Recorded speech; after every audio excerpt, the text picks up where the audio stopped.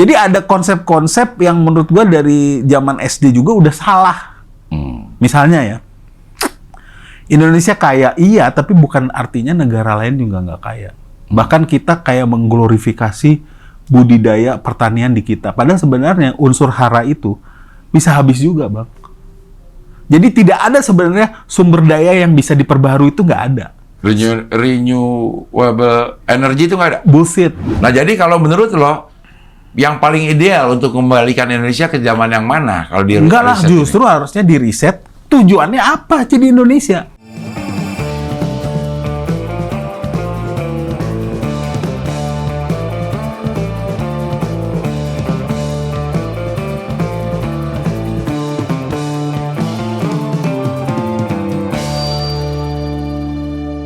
Ini saya bantu Anda untuk menjernihkan nama-nama Anda yang saya bilang itu tuh. Maksudnya saya bilang, biar orang tahu kau tuh alim. Gitu. Bulut. Nggak, aneh lihat ya, tiba-tiba ada koki sama PNS berantem. Ada otaknya agak, nggak agak sih, tolol aja. Ada bapak lo nonton lo. Emang kenapa? Emang boleh ngomong tolol? Boleh. Tolol lo pak. Bukan ke dia dong, bukan ke dia. Bukan ke dia. Satu lagi temon. Buat cuci kaki. Gitu baru kita telan. Ini dapat seminggu nih begitu. Bau.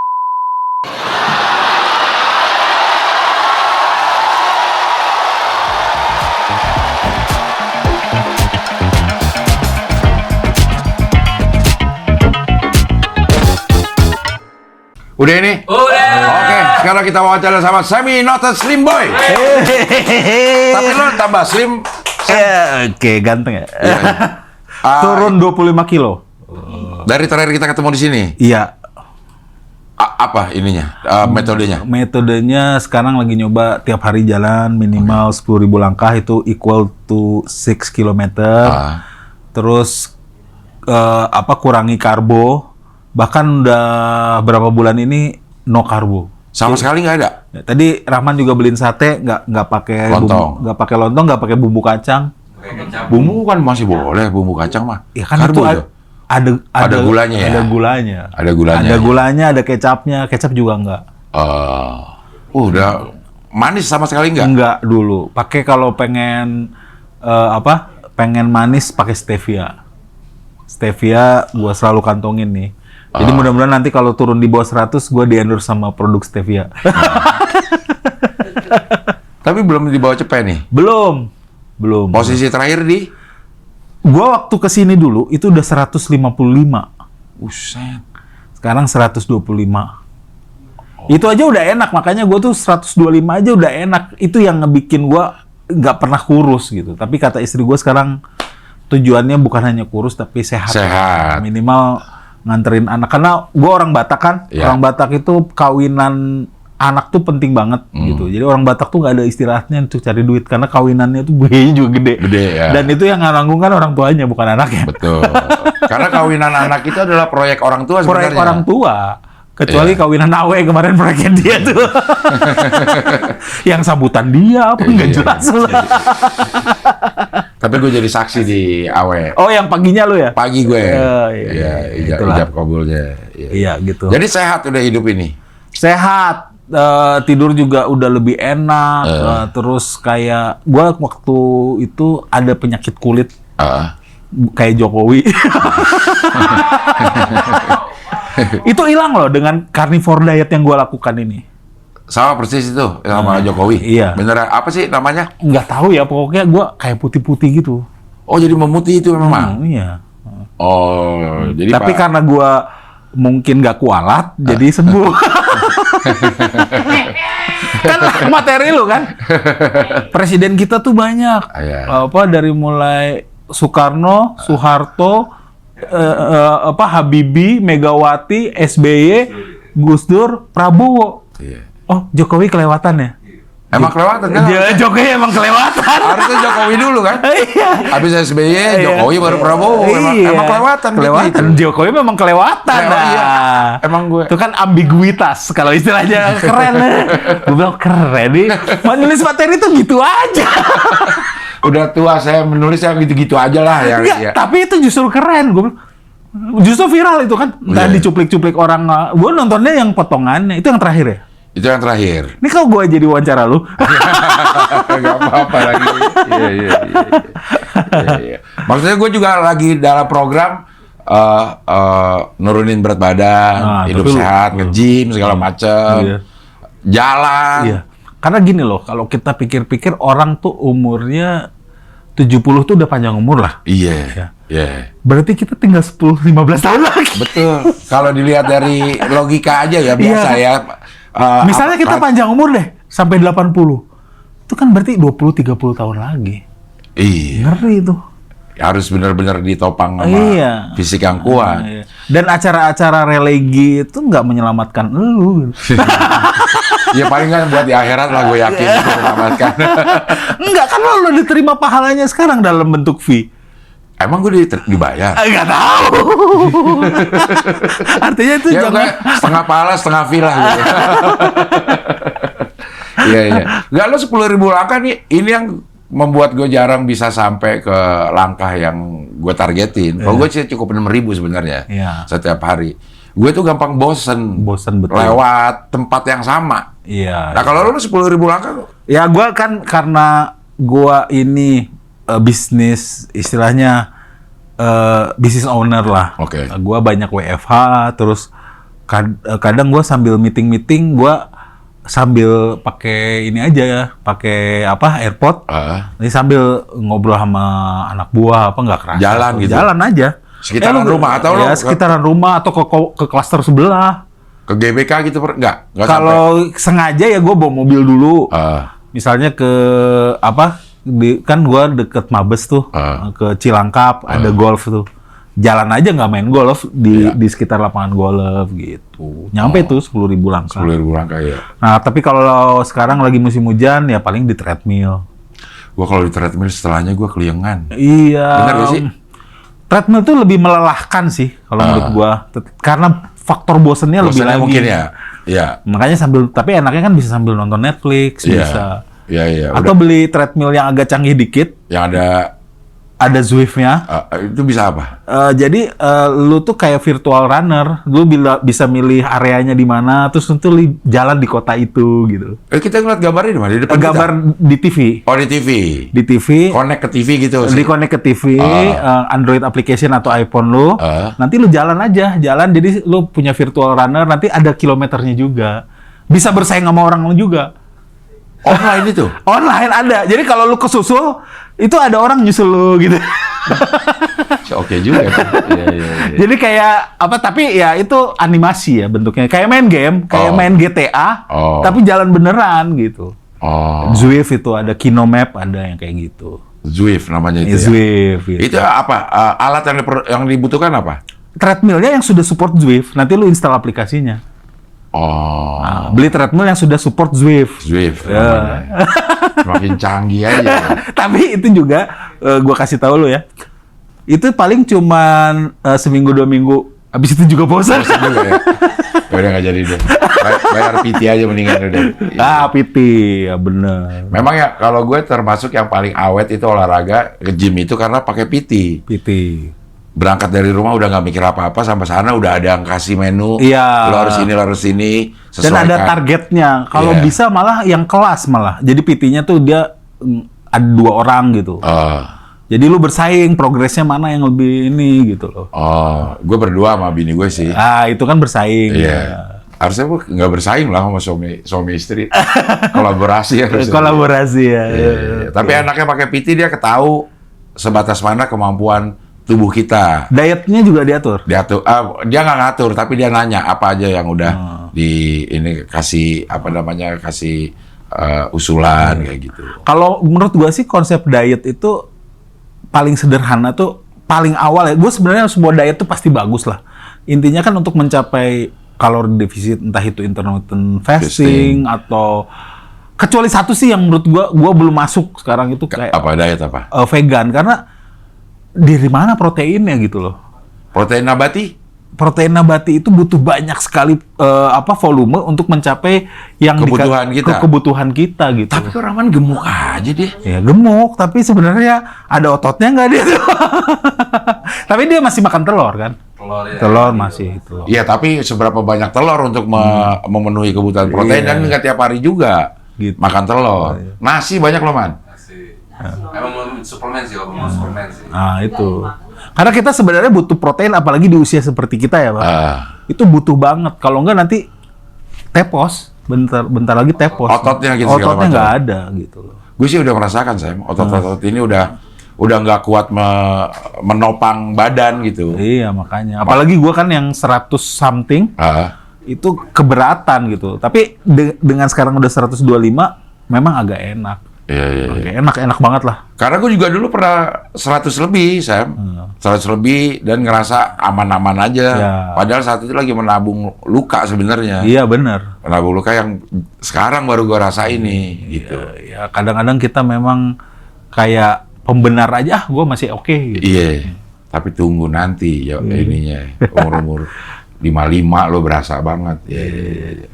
Sam, sekarang lo mau bikin show apa nih, Sam? Nah, sebenarnya ini tuh proyek gua sama Rindra lah ya. Oke. Rindra nggak bisa datang, dia ke podcast Kemal nih. Jadi kita lagi promo. Padahal janjiannya berdua kan tadinya. Iya. Ya.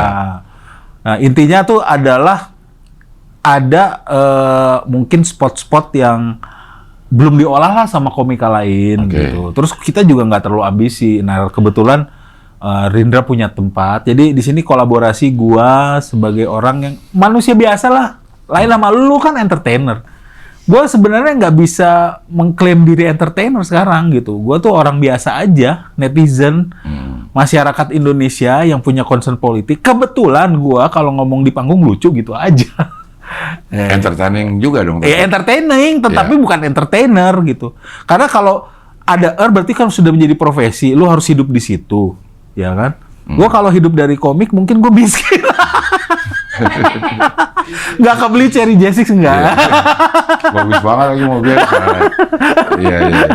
Gitu loh. Nah, jadi posisinya seperti itu. Terus ada teman-teman yang punya concern dan punya profesi lain. Misalnya kayak udah Ferry Amsari. Itu PNS loh. Iya, dosen di UNAN ya. Iya. Tetapi vokal terhadap pemerintah gimana tuh PNS kurang ajar ya. Kan bukan malah bagus sebenarnya. Ya harusnya kan seperti itu PNS kan. Iya. Karena dia yang ngegaji kita, harusnya menyuarakan suara kita dong. Iya. Terus ada Dandi Laksono, seorang jurnalis yang juga karya-karyanya diakui, karya-karyanya kritis, tetapi juga mampu menembus pasar-pasar mainstream kalau menurut gua. Iya. Sekarang juga lagi kayak ke podcast yang populer lah, ke Iya, Deddy Sumargo. iya. Kayaknya malah penting ya kayak gitu ya. Iya, supaya jadi ada orang-orang punya concern-concern yang bisa orang lain itu bilang itu concern-concern yang berat, padahal sebenarnya kata berat itu gue nggak setuju sih. Tetapi ternyata bisa menembus pasar-pasar mainstream kayak Rocky Gerung. Iya. Kayaknya udah banyak yang kenal gitu. Gitu. Terus ada Rindra, Rindra sebagai perwakilan old money lah. Hidup aman lah udah dia. Iya. Ya, jadi orang-orang seperti itu berkolaborasi, kita lihat nih apa hasilnya. Sebenarnya itu membawa concern banyak orang dari berbagai kalangan. Sebenarnya setelah Pilpres ini, yang benar adalah bukan lagi lu pendukung 03, gua pendukung 01, mereka yang bodoh itu 02 gitu. Tetapi kan punya kepentingan yang sama. Gini loh Bang, gua tanya. Kalau Prabowo berhasil bikin rupiah ke 13.000, lu pendukung 03 seneng nggak? Seneng lah. Seneng, gue juga seneng. Ya kan? Terus kalau misalnya gaji-gaji kita jualan tiket gampang karena pendapatan orang naik, kita seneng. Kita nggak ada kepentingan politik untuk Prabowo jatuh, terus kita menggantikan. Nggak kepikiran ke sana lah. Yeah. Nah, tetapi sekarang itu kok kayaknya gelap gitu. Dari teman-teman aja yang bikin event katanya tiketnya susah jual, ada yang eventnya di cancel. Yeah. Nah, jadi konsep daripada Indonesia ini perlu direset nggak gitu? Karena kita dari zaman reformasi, pemilu udah berapa kali? 99 sampai 2000 udah 5 kali ya pemilu udah. Tapi gini-gini aja gitu loh. Dan sistem yang berkuasa ya orangnya itu-itu aja. Gitu. Jadi yang perlu dibenerin sistemnya apa orang-orangnya? Ya sebenarnya gini, lo kalau ke Singapura akhirnya ikut tertib juga kayaknya. Ya. Orang Indonesia disuruh nggak makan Permen karet. permen karet di Singapura nurut gitu. Nggak ngerokok di pinggir jalan. Ya. Begitu sampai Indonesia, kenapa itu apa yang terjadi gitu loh. Nah, jadi sekarang gini kayak bencana ini kenapa tokohnya juga ada Dandi Laksono di situ. Dia tulis Reset Indonesia dan dia udah keliling Indonesia naik motor kayak Che Guevara. Dia bilang di bukunya Reset Indonesia juga sebenarnya terinspirasi dari Che Guevara yang dia menyusuri Amerika Selatan gitu ya. Jadi dengan kasus sawit ini kan tiba-tiba ada banjir, bukan tiba-tiba. Ini adalah efek ya. Efek dari bisnis ekstraktif yang terlalu berlebihan di Sumatera sana. Nah, tiba-tiba pejabatnya sekarang mari kita rawat alam kan pusing gitu loh. Iya. Kayak telat gitu ngomongnya. Ya kayak telat. Bahkan sebabnya juga dia sendiri. Prabowo yang punya HGU sampai ratusan ribu hektar. Ya. Ratusan ribu hektar, lu punya tanah sehektar aja gedenya segimana? Itu 2 kali lapangan bola 1 hektar itu. Iya. Rumah lu ini berapa meter? 160. 160 meter. 0,0016 hektar itu cuma. Itu aja kerasa gede kan? Iya. Ini sampai 300 ribu hektar. Memang itu hak guna usaha sih. Nah, terus dia bicara soal mari kita rawat hutan gimana sih orang dia yang ngomong. Nah, jadi konsep... Karena mungkin dia merasa bahwa sawit itu pohon juga, jadi sama aja. Dia ngomong gitu bahkan. Jadi ada konsep-konsep yang menurut gua dari zaman SD juga udah salah. Misalnya ya, Indonesia kaya iya, tapi bukan artinya negara lain juga nggak kaya. Bahkan kita kayak mengglorifikasi budidaya pertanian di kita. Padahal sebenarnya unsur hara itu bisa habis juga, Bang. Jadi tidak ada sebenarnya sumber daya yang bisa diperbaharui, itu nggak ada. Renewable energy itu nggak ada? Bullshit. Kecuali sekarang gini, misalnya ya, lu pakai solar, nangkapnya pakai apa? Pakai solar system itu kan? Iya. Itu kan mineral juga. Habis. Bikin ininya? Iya. Alat itu habis juga. Terus nyimpennya ke baterai. Baterainya apa? Nikel mineral juga, habis juga. Bullshit lah, renewable itu nggak ada. Sekarang gini, lu menanam sesuatu, ya kan? Terus tumbuh, ya kan? Terus katanya bisa ditanam lagi. Itu sebenarnya dengan pertanian tradisional, padi dulu hanya bisa dipanen. Itu nggak setahun 4 kali. Iya. Tetapi karena penggunaan pupuk yang berlebihan, akhirnya bisa. Artinya kan dipupuk. Tanahnya mah udah nggak mampu dikasih pupuk, apalagi nanti dengan perkebunan yang luar biasa itu. Makanya kalau kita belajar, ini pelajaran SMP sebenarnya, teorinya siapa? Biologi, ini pelajaran biologi SMP. Robert Malthus. Iya. Pertumbuhan pangan atau produksi berdasarkan deret hitung 1, 2, 3. Sedangkan pertumbuhan manusia berdasarkan deret ukur 1, 2, 4, 8. Kalau lu punya anak 2, anak lu akhirnya produksi itu suatu saat akan defisit terhadap jumlah orang. Makanya perlu ada yang namanya engineering kan, pertanian engineering. Tapi sebenarnya sekarang udah berlebihan dan akhirnya apa yang kita tuai hari ini, gitu. Jadi sebenarnya biasanya Indonesia. Sebenarnya KB dulu benar dong berarti. Ya benar. Bikin program KB. Benar sih mungkin. Tapi baru benar itu. Tetapi sebenarnya program KB pun tetap deret ukurnya Robert Malthus kan 1, 2. Ya. 2 kan berarti 2 pangkat 2 tetap. Akan jadi 4 juga di bawahnya. Ya, tapi paling tidak secepat kalau punya anak lebih dari 2. Sedangkan yang kita agung-agungkan adalah bonus demografi. Sebenarnya bonus demografi ini bukan bonus kalau misalnya beban malah beban lah. Jadi angkatan kerjanya banyak, lapangan kerjanya sedikit. Ada 19 juta nanti katanya. Iya nanti, kapan? Lu orang beler dipercaya.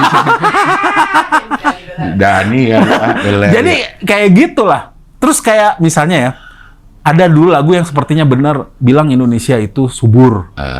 Apa lagunya Kus Plus tuh? Tongkat kayu. Iya kan, bukan lautan, hanya kolam susu. Aki nundutan, nini nyos. Ya ngerti bahasa Sunda. Sunda itu ya. Itu. Bukan lautan hanya kolam susu.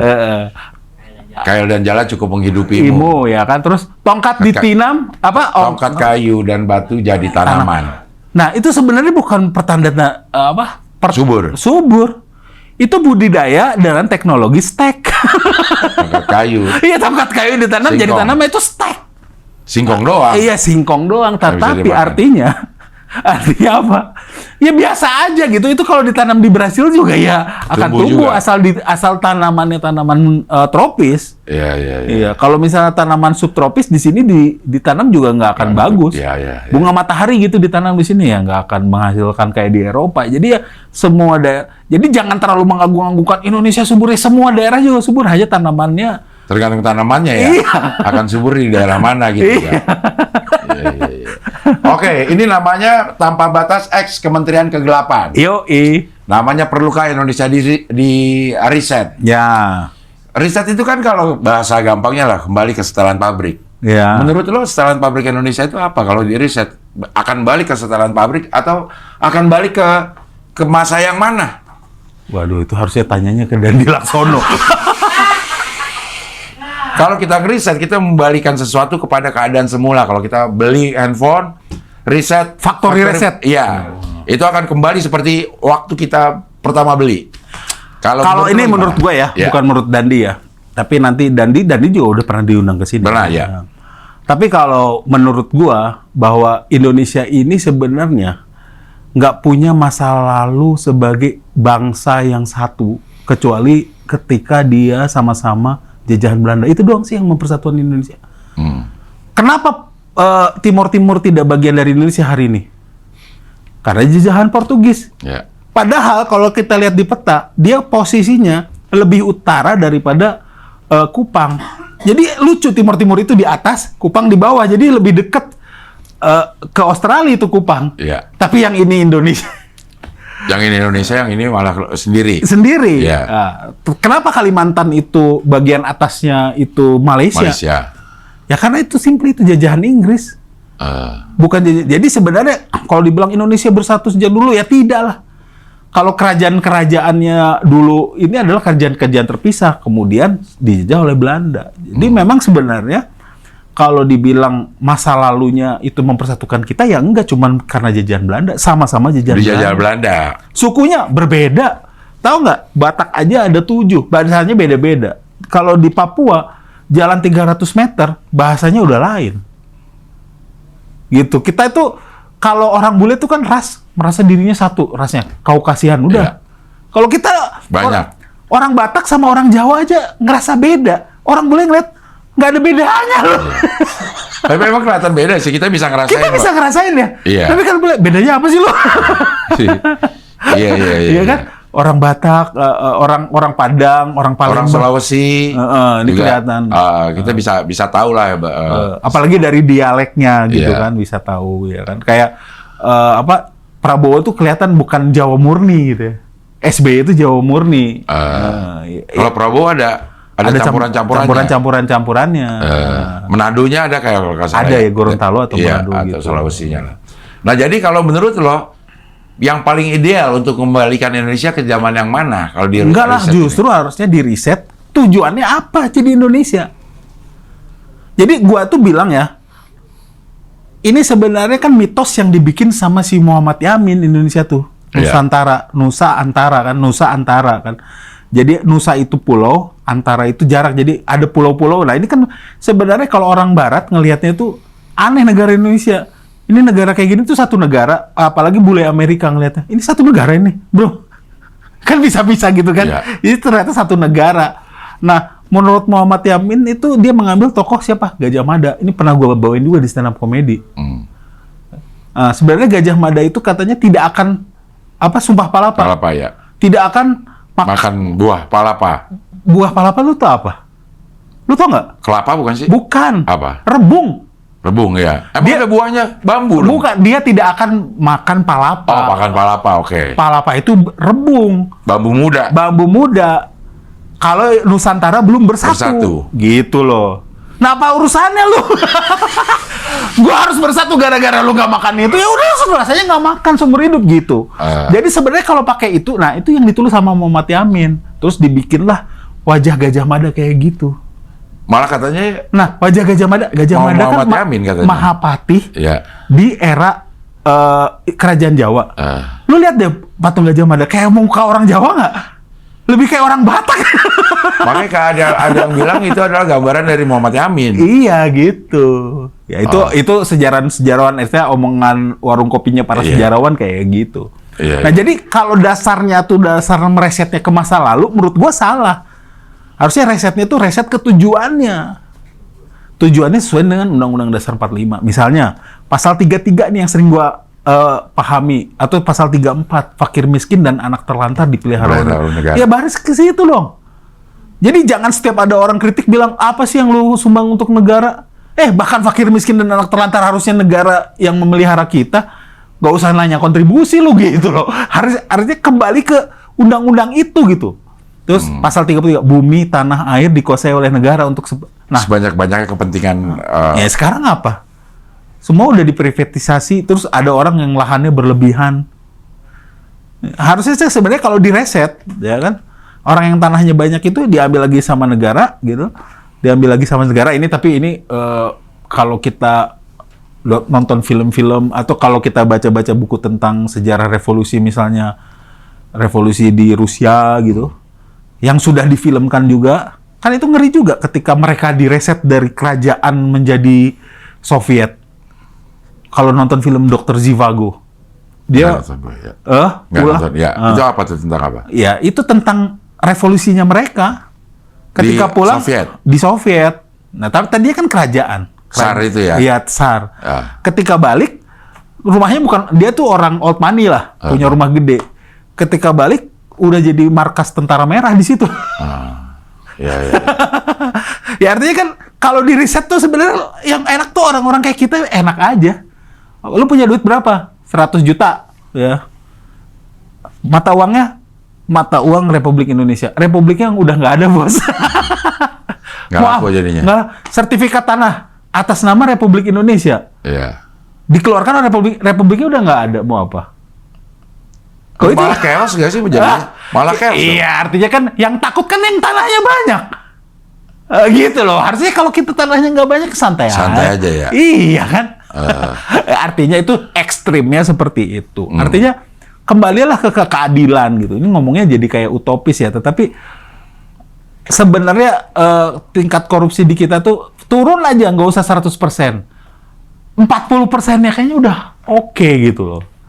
Ya. Udah bisa banyak membiayai sekarang kayak program-program ya. Lu masalah sih nggak dengan MBG? Gua nggak masalah dengan MBG. Bagus itu. Bagus. Ya. Tetapi ternyata yang punya dapur orangnya kok itu lagi gitu loh. Ini rezim ini terlalu serakah. Zaman tahu nggak? Pak Harto. Ini gua jadi marah-marah nih di protesnya orang anjing. Pak Harto jadi kelihatan baik loh. Zaman Pak Harto memang itu orang kacau juga sih. Orang tiap bulan tiap minggu disuruh lotre, ya kan, beli nomor dulu Porkas. SDSB dan Porkas kan. Ya. Duitnya di store negara, terus nanti dikeluarin lah hadiahnya sedikit untuk orang itu. Duitnya dibagi-bagi itu. Gila sih memang itu orang sinting sih. Negara jadi bandar judi. Dan itu kan sebenarnya bisa dilicikin kan. Keluarin aja nomor paling sedikit. Iya. Untung negara. Dulu ada tata niaga cengkeh, tau kan, Bang? Iya. Jadi orang punya cengkeh harganya lebih bagus, harus jual ke tata niaga cengkeh yang diketuai oleh Tommy, ya. Gila, harganya udah ditentuin, orang kan langsung gulung tikar tuh di situ. Iya. Om gua yang lagi tanam cengkeh langsung nangis itu. Soalnya dia udah ngutang kemana-mana. Nih cengkeh kalau ini ternyata harganya cuma segitu dan dibetul. Jadi memang. Tapi itu diatur sama peraturan yang tata niaga cengkeh. Maksudnya diatur oleh peraturan yang dikeluarkan secara formal. Bener Ya, ada sama. peraturannya. Betul ya, kayak penurunan batas umur juga kan formal. Betul. Ya jadi mirip-mirip sebenarnya apa yang dilakukan oleh Jokowi itu ya, Jokowi atau siapalah ya itu yang sekarang lagi sakit kulit. Nah, tetapi sekarang tuh rezim sekarang lebih serakah. Kenapa? Dulu gitu-gitu oke lah, tambang dikuasai. Sekarang tambang dikuasai. Terus perkebunan dikuasai. Sekarang sampai ke kantin-kantin sekolah dikuasai. Dulu kan kantin sekolah urusan orang yang kecil. Nah sekarang dikuasai sama anggota DPR. Kemarin ternyata yang ribut ada anggota DPRD ya. DPRD bayangin. Iya. Punya berapa dapur gitu. Iya, puluhan, 40 atau berapa. Masih muda umurnya. Entrepreneur. Itu anggota DPRD. Jadi anak DPRD aja udah belagu gitu, gimana Gibran nggak belagu? Wajar sih kalau menurut gue ya, anak DPRD aja udah begitu. Iya, jadi sebenarnya di reset Indonesia itu yang diomongin. Reset tujuannya. Kalau menurut gue ya, gue lebih ngomong ke tujuannya. Oke. Ya karena kalau di reset ke zaman Gajah Mada juga kita balik ke kerajaan juga ya lebih kejam lagi kan. Iya. Jadi yang direset bukan kondisinya tapi tujuannya. Tujuannya apa sih? Balik lagi ke UUD. Iya. Sebenarnya kalau chaos itu kan itu ya tadi chaos itu sebenarnya menurut gua juga settingan sih. Kalau rakyat Indonesia tuh sebenarnya nggak mau chaos lah. Kayak kerusuhan 98 itu pasti settingan, tapi akhirnya rakyat ikut-ikutan. Nggak ada orang Indonesia yang berani ngejarah. Gitu. Sama kayak rumah Sahroni kemarin. Menurut gue itu settingan lah, kelihatan banget deh. Harus ada provokatornya. Iya, tapi akhirnya ikut-ikutan. Ada yang ngambil patek ya, kalau nggak salah. Jamnya. Jamnya. Balikin lagi tapi. Balikin lagi.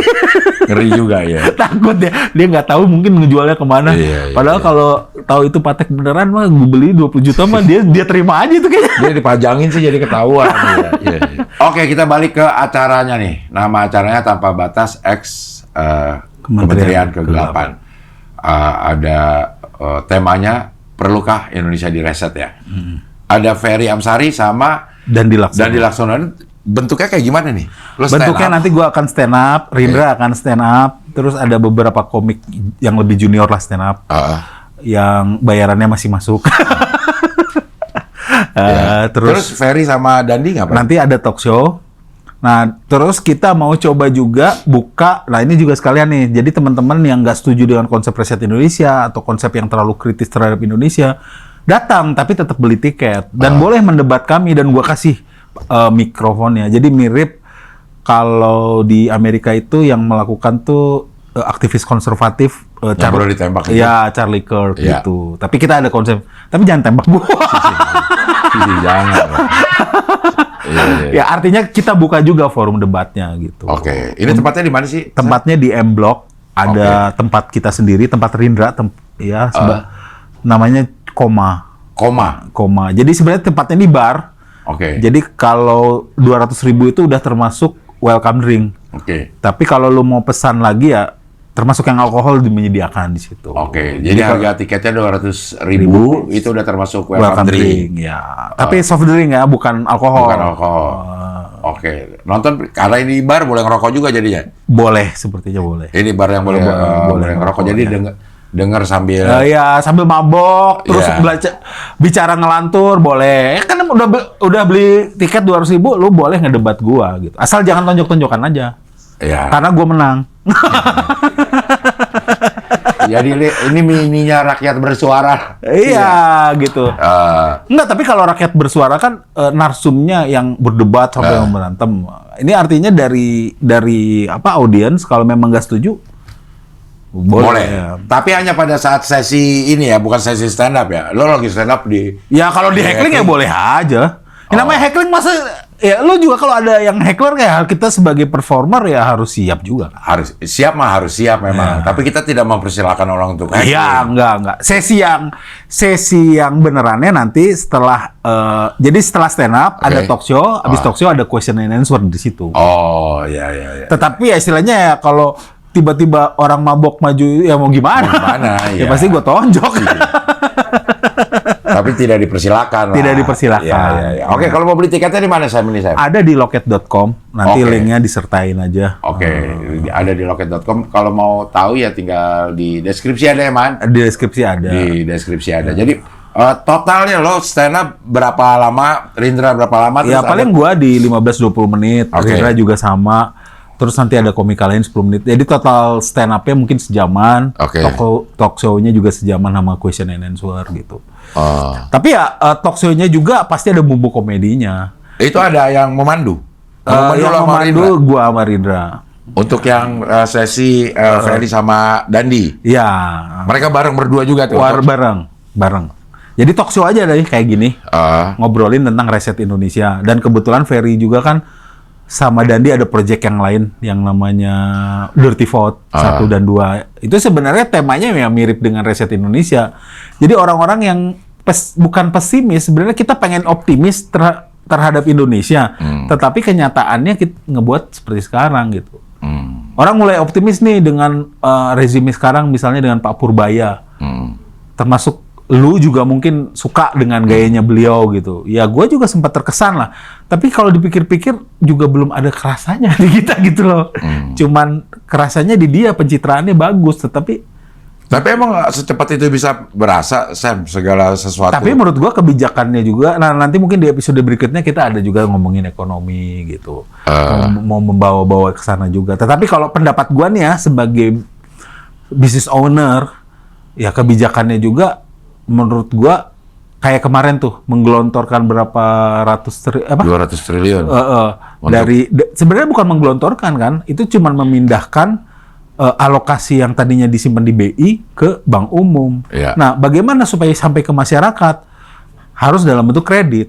Nah, sekarang Bank Himbaranya salah satunya bilang bahwa kita nggak mampu nih nyalurin segitu banyak. Iya, jadi karena sebenarnya kredit ini kan harus ada usahanya. Sektor realnya kalau belepotan ya susah juga. Mau apa yang dia salurin. Jadi sebenarnya itu menurut gue sampai saat ini ya pernyataan itu masih gimmick juga gitu.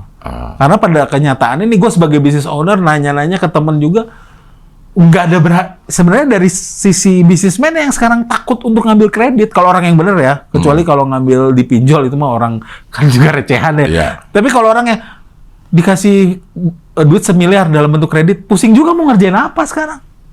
Mau bikin event, jual tiketnya gimana? Ya. Kan 10 miliarnya pinjaman, kalau hibah mah ayo gitu loh. Ya, kan yang benar tuh sektor realnya orang kehilangan pekerjaan, orang bisnisnya tutup. Nah, kucuran kredit itu buat apa gitu loh? Ya. Harusnya supaya sebagai bisnismen ya. Kebijakan apa yang langsung bisa instan berasa? BLT. Turunin suku bunga, ngaruh nggak? Orang minjem jadi bunganya rendah. Iya bisa, tetapi BLT paling cepat. Karena dengan BLT orang punya duit ya. Punya duit ya, minimal dia belanja sembako apa gitu. Kan muter gitu. Jadi orang yang jualan pun jadi laku barangnya. Laku. Ya tapi kan BLT ada yang dipakai judol, ada beberapa. Iya sekarang kebocorannya sekarang gini lah, MBG sama BLT, ya BLT lah. Kalau menurut gua oke dibagi judul ya. Sekarang daripada dapurnya punya anggota DPR, sama-sama aja. Mending bapaknya yang judul lah. Sekarang taruhlah bapaknya judul 10%. Nah, kayaknya kebocoran MBG lebih dari itu. Dengar-dengar nih ya, broker fee-nya aja udah berapa. Karena sebenarnya budget MBG itu 15.000. Brokernya udah minta berapa? Minta 5.000. Bisa taruhlah 3.000 yang nggak serakah, 12.000. Dapurnya mau untung berapa? Nah nanti sampainya ke anak-anak berapa? Ya. Jadi sebenarnya gua adalah orang yang paling bahagia kalau MBG itu berhasil. Karena gua nggak ada niatan jadi presiden kayak Anies Baswedan ya, gagal tuh kan jadinya. Hanya saat itu yang mendukung secara pragmatis aja sih kalau bagi gua gitu. Tapi Anies Baswedan bikin yang gerakan rakyat itu apa ya, Sam? No. Nanti diundang aja ke sini. Mana typo lagi? Apa? Deklarasi dari berapa belas Desember 2015. Baru flyer aja udah typo Pak Anies. 2025, iya.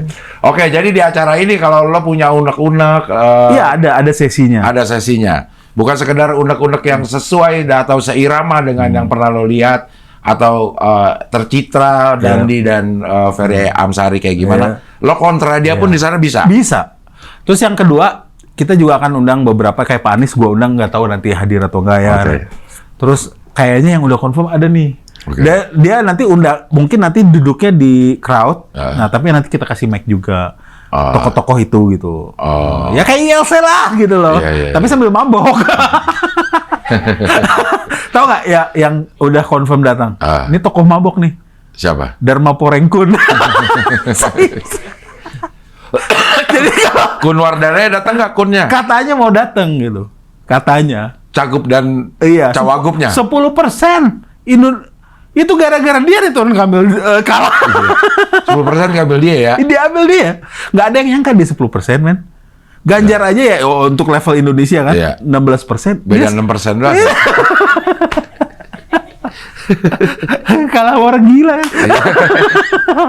Tapi dia mau datang. Mau datang katanya. Karena sebenarnya seperti kata Panji yang terakhir ya. Secara dia kan bersih kan, dia kan mundur dari kepolisian. Oh, dia mau mundur. Mundur. Kayak Bintang pensiun- 3 dia tuh terakhir. Pensiun dini. Iya, dia yang atas mundur. kehendak sendiri. Kehendak sendiri. Jadi orang yang bersih hanya memang agak gesrek aja. Ya Allah. Iya, iya. Ya kayak gua aja lah. Mungkin orang lain juga yang nggak kenal anggapnya gesrek gitu kan. Tapi biasanya orang yang idealis memang harus agak-agak Agak gesrek. gesrek ya. Iya, iya, iya. Oke, jadi buat yang mau beli silakan dibeli sekarang Ya. karena ini bar, jadi udah pasti kapasitas sangat terbatas. Terbatas. Kapasitas sangat terbatas, jadi buruan aja dibeli. Sebenarnya kapasitasnya ada berapa sih kalau di Kalau kita untuk nyaman duduk segala macam ya gitu? paling 100-150 udah empetan sih. Oke. Kabar terakhir mah udah 50-an lebih. Iya. Udah 50-an. Jadi segera aja dibeli karena ini akan ada di tanggal 9 Januari. 9 Januari 2026. Ya, memulai tahun baru dengan sesuatu yang baru lah. Jadi gini loh. Memang ceruk stand up comedy itu seperti lu bilang tadi off air ya. Ya. Itu aja. Ya. Apalagi ceruk politik lebih kecil lagi. Iya, iya, iya. Iya. Dan budgetnya udah dihabisin sama Panji. Udah dicekat Panji 1,5 juta. Iya. Gue dikasih gratis kan ngeliat materi 1,5 juta begini. Materi 1,5 juta. Ya, lumayan lah. Lumayan. Iya. 10.000 orang. 1 juta. 10 miliar tiketnya. Gue ngitungin rezeki orang. Itu nih pendapatan orang emang kita paling sering. Ya, paling sering ya. Tapi nggak mau ngitungin pengeluarannya. Pengeluarannya Iya, sewa Indonesian Arena berapa? berapa? Iya. Oke, ini jadi sangat terbatas karena ini bentuknya bar, jadi memang lebih enak kalau dapat duduk ya. Ya. Kalau dapat duduk, lo bisa menikmati karena ini lebih banyak juga diskusi, tentunya enak juga kalau sambil duduk, Ya. sambil makan kecil-kecil. Nah, kemarin juga udah ada yang message gue juga, Bang, bikin mungkin yang di luar kota gitu, mungkin kangen juga sama gue, udah lama nggak bikin. Gue kan sebenarnya show ada lah, hanya ikut orang, ikut diajak Panji, diajak stand up fest. Iya. Yang sendiri ini baru lagi nih sejak 2013, 12 tahun. 12 tahun. Dulu mah wah sampai keliling Indonesia, tapi kan itu dulu. Jangan ngomongin prestasi dulu kayak MU gitu kan, juga dulunya jago. Iya. Gitu. Ya intinya ya sekarang gua menganggap diri dari nol, makanya show-nya juga yang mini show gitu, nggak. Tapi nanti mungkin di akhir tahun kita lihat nih kalau misalnya awareness-nya terbantuk, ya ini akan jadi acara besar gitu. Iya. Oke, sekali lagi buat yang mau beli silakan ke loket.com. Ada linknya di deskripsi.